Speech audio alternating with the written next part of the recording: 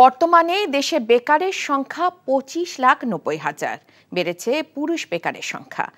আজ বাংলাদেশ পরিসংখ্যান bureau BBS ত্রৈমাসিক ভিত্তিতে শ্রমশক্তি জরিপ প্রকাশ করেছে।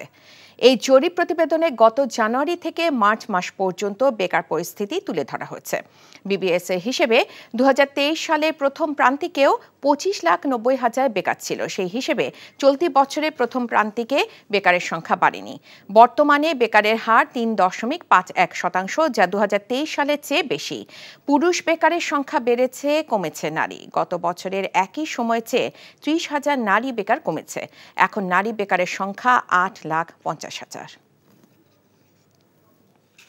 বিকাশে কম খরচে ক্যাশ আউটের লিমিট বেড়ে 50,000, প্রিয় এজেন্টও 2টা।